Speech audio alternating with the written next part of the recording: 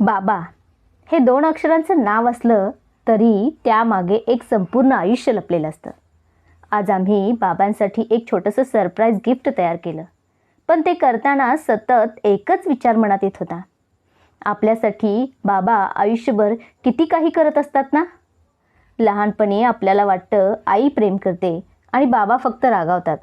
अभ्यास केला का, वेळेवर झोप, मोबाईल बाजूला ठेव.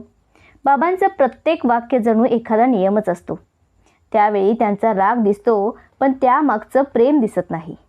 आज मागे वळून पाहिलं की कळतं, ज्या गोष्टी तेव्हा बंधन वाटायच्या त्याच गोष्टी आज आपल्या आयुष्याचा पाया बनल्या आहेत. कारण बाबा आपल्याला फक्त आजसाठी नाही तर संपूर्ण आयुष्यासाठी तयार करत असतात.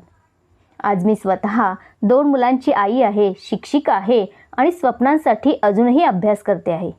आणि आता मला बाबांचा दृष्टिकोन समजू लागलाय.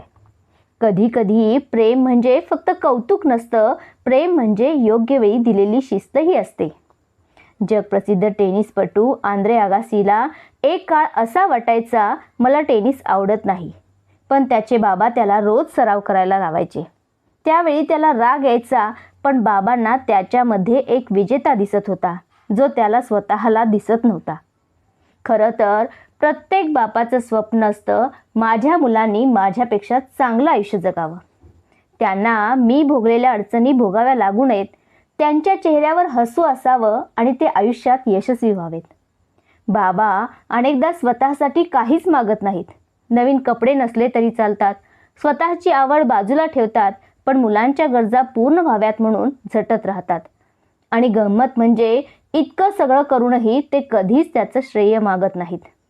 आपण मोठे झाल्यावर कदाचित बाबांच्या काही गोष्टी पटणार नाहीत, त्यांचे निर्णय चुकीचे वाटतील, त्यांचा राग त्रासदायक वाटेल, पण प्रत्येक निर्णयामागे एकच भावना असते, माझं मूल सुरक्षित आनंदी राहावं. आज ओवी आणि आरू बाबांना हे छोटंसं सरप्राईज देत आहेत, पण खरं तर हे गिफ्ट नाही, तर त्यांच्या आयुष्यभराच्या प्रेमाला आणि त्यागाला दिलेला एक छोटासा सलाम आहे. कधी पैशाच्या रूपात, कधी वेळेच्या रूपात, कधी स्वतःची स्वप्न बाजूला ठेवून बाबा आपल्यासाठी खूप काही देत असतात.